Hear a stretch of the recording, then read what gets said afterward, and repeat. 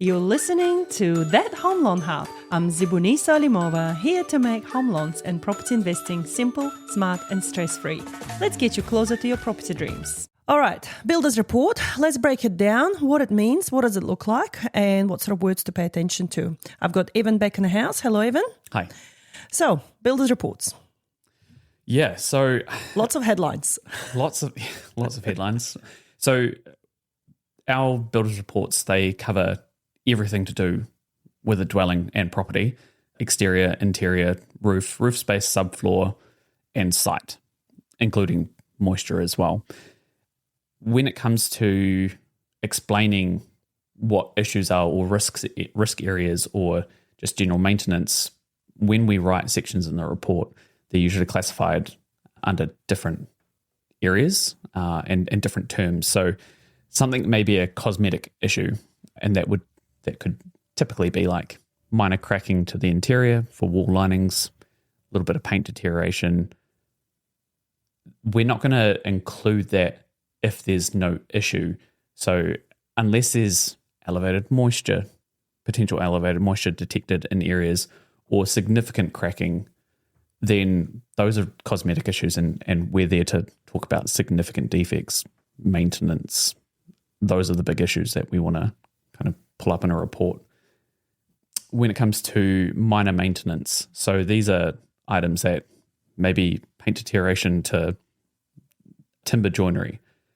Now, it's not urgent. It might not be significant. There's a difference between, an 80 square meter weatherboard house with a little bit of paint deterioration compared to a 350 square meter house that's got 2 stories that's going to cost a lot more to just do the general maintenance. That is a big significant difference. So kind of detailing what's minor maintenance and what's more action required. Action required, banks and lawyers love that term. So when there is a big issue and we can talk about, cracking to weatherboards, cracking to ephes cladding, any potential water tightness issues, that's when it's action required, and it needs to be done to maintain the quality of the house. If you don't do it, it's going to deteriorate and it's going to get worse. And obviously with banks doing the lending, they don't want to see a house deteriorate because that's their investment. So that kind of stuff is quite important. When it comes to, it's very rare for like safety hazards. The main one would be a 2nd story deck that has a balustrade that might have timber decay to the bottom connections. And, if it's starting to rot, is that balustrade going to perform? It may be stable, but if that fails, or that connection, up the top or whatever, if that fails, you're going to fall, and that becomes a safety hazard and a significant issue. So pulling those kind of things up in the report, even though they may seem minor, when it's impacting someone's safety, then it's a safety issue. And that is also, you can kind of classify action required or a safety hazard.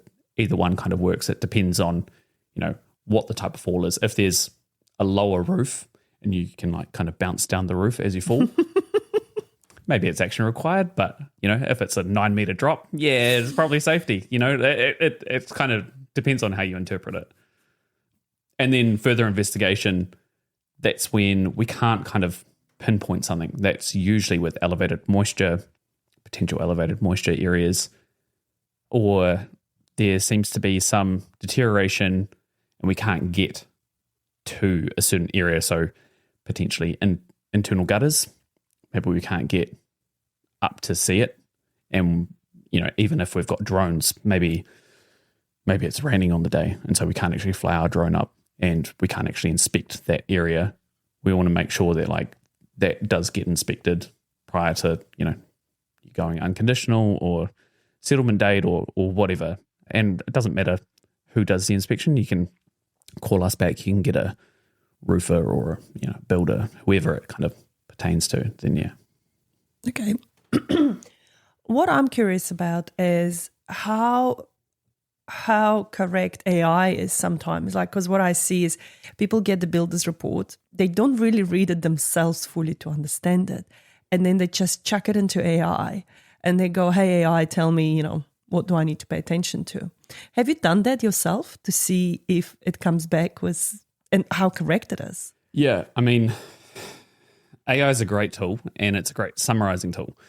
So on most reports, I'll chuck my report in to make sure that it kind of gets across my points, because I'm in the industry. I try and use just basic, common, plain language, but I can sometimes get in my own head when I'm writing it, and I'll end up sounding more like a builder, more like the professional, and less like me trying to explain something just to my sister or who has no building experience whatsoever.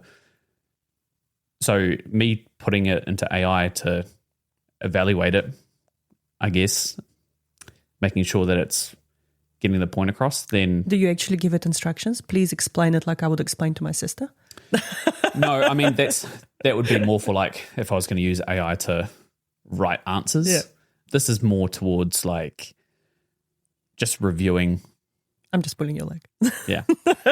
Reviewing and seeing if I've kind of missed anything or if anything's not clear. Okay. It is a good tool, but like anything, you can't just not know how to use it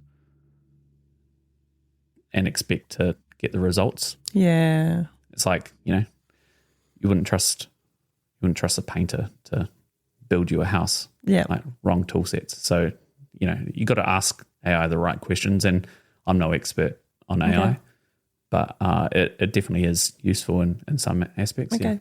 Yeah, I'm just curious because I see it more and more now where people put it through AI and then come back to us and they say, we've picked this from the report or that from the report. Real estate agents are doing it heaps. Yeah. To kind of, review our reports and come up and see if there's anything. Maximize the time. Yeah. Okay, interesting. Now, question I had for you earlier was you talk a lot about moisture readings.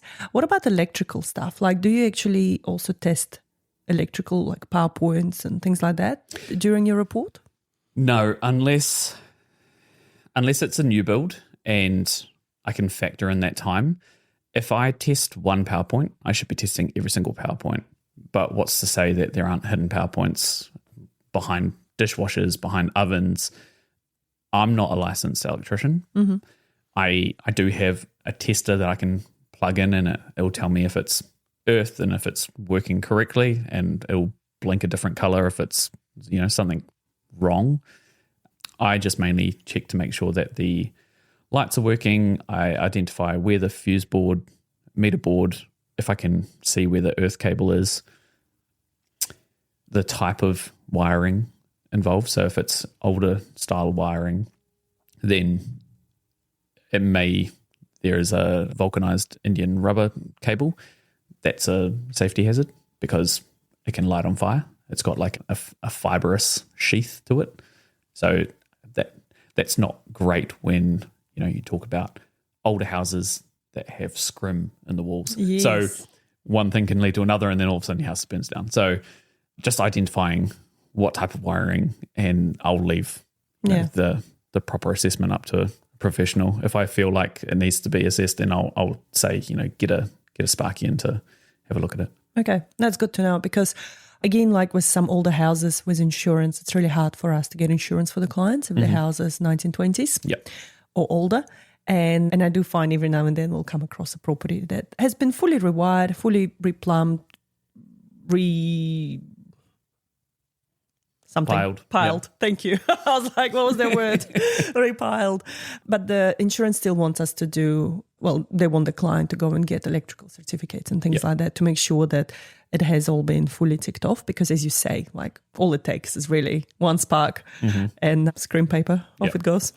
Good times. Yeah, awesome. Evan, thank you so much. That was really, really useful to go through the report. Sweet. Thank you. Bye. Thanks. And that's a wrap on That Home Loan Hub. Don't forget to hit subscribe and join me next time for more property tips and tricks. Your next smart move starts here.